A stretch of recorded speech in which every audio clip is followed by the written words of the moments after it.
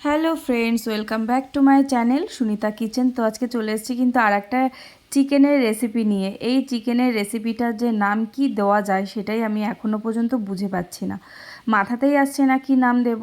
তো তোমরাই কিন্তু আমাকে এই চিকেনের রেসিপিটার নাম আমাকে বলে দিও, ঠিক আছে? তো আজকে এই চিকেনের রেসিপিটা আমি কিভাবে করছি সেটাই তোমাদের সঙ্গে শেয়ার করব। আর চিকেনটা কিন্তু খেতে দারুণ হয়েছিল, তোমরাও বাড়িতে তৈরি করতে পারো। তো চলো বন্ধুরা, দেখে নাও তাহলে এই নাম না জানা চিকেনের রেসিপিটা আমি কিভাবে করছি। আমি হাফ চামচ মতো গোলমরিচ গুঁড়ো নিয়ে নেব, হাফ চামচ নুন নিয়ে নিয়েছি, আর নিয়ে নেব আমি একটুখানি পাতিলেবুর রস।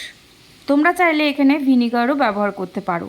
এবার চিকেনটা ভালো করে মাখিয়ে নিয়ে আমি 1 ঘন্টার জন্য ঢাকা দিয়ে ভালো করে রেখে দেব।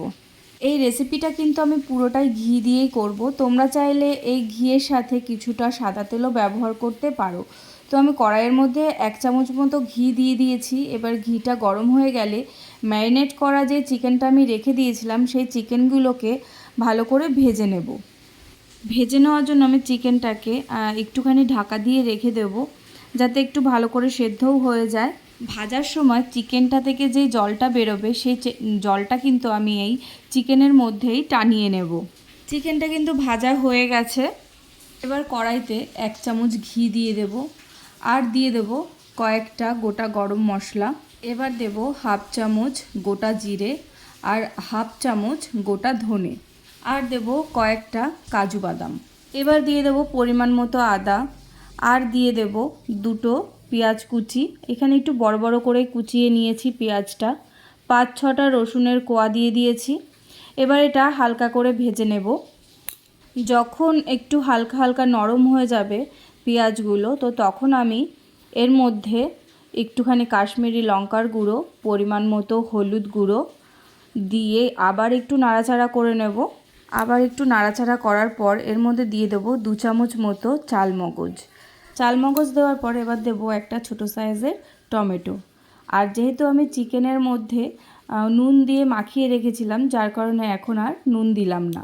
এই মশলাগুলো এবার আমি একটুখানি ঠান্ডা করে মিক্সির মধ্যে ভালো করে পেস্ট করে নেব। এবার আমি কড়াইয়ের মধ্যে ঘি দিয়ে দেবো। তোমরা চাইলে ঘিয়ের সাথে কিছুটা সাদা তেলও ব্যবহার করতে পারো। তারপর দিয়ে দেব ভেজে রাখা যে মশলাটাকে আমি পেস্ট করে রেখেছিলাম, তো সেই পেস্টটা এই ঘিটার মধ্যে দিয়ে দেব। মশলার বাটিটা ধুয়েই সামান্য পরিমাণ জল এর মধ্যে দিয়ে দেব।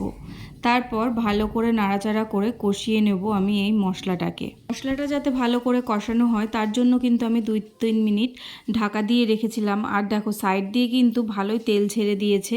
মশলাটা হালকা করে যখন কষানো হয়ে যাবে আমি এর মধ্যে আগের থেকে ভেজে রাখা যে চিকেনগুলো ছিল সেই চিকেনগুলো এর মধ্যে দিয়ে দেব। চিকেনগুলো দেওয়ার পর কিন্তু আমি আবার 2-3 মিনিটের জন্য ঢাকা দিয়ে রেখেছিলাম। আর দেখো সাইড দিয়ে কিন্তু খুব সুন্দর তেল বেরিয়ে গেছে, আর মশলাটাও কিন্তু ভালো করে কষানো হয়ে গেছে। চিকেনটা কিন্তু কষানো হয়ে গেছে, আর এর মধ্যে কিন্তু আমি সামান্য পরিমাণ জল দিয়ে দেব। আর যেহেতু বেশি ঝোল হবে না, যার কারণে জলটাও একটুখানি কম দিতে হবে, আর হালকা হালকা গ্রেভি হবে। চিকেনের জলটা কিন্তু শুকিয়ে গেছে। আর দিয়ে দেব এবার কেশরি মেথি কিছুটা, আর দেব 2 চামচ ঘি। ঘি দেওয়ার পর আমি এই চিকেনটাকে ভালো করে 5-10 মিনিটের জন্য আবার ঢেকে রেখে দেব গ্যাস বন্ধ করে। আজকে আমার এই নাম না জানা চিকেনের রেসিপিটা কিন্তু তৈরি হয়ে গেছে, আর খেতেও কিন্তু দুর্দান্ত হয়েছিল। তোমরা বাড়িতে একবার এই চিকেনের রেসিপিটা তৈরি করতে পারো। আর আজকে আমার এই রেসিপিটা তোমাদের কেমন লাগলো আমাকে কিন্তু কমেন্ট করে সেটা জানিও। আর হ্যাঁ, যারা যারা আজকে আমার চ্যানেলে প্রথম রয়েছো তারা কিন্তু অবশ্যই আমার চ্যানেলটাকে সাবস্ক্রাইব করে দিও, আর পাশে থাকা বেল আইকনটা প্রেস করে দিও, যাতে আমার প্রত্যেকটা নতুন নতুন ভালো ভালো রেসিপিগুলো তোমাদের কাছে পৌঁছে যায়। তো আর একটা নতুন রেসিপি নিয়ে তোমাদের কাছে আবার খুব তাড়াতাড়ি দেখা হচ্ছে।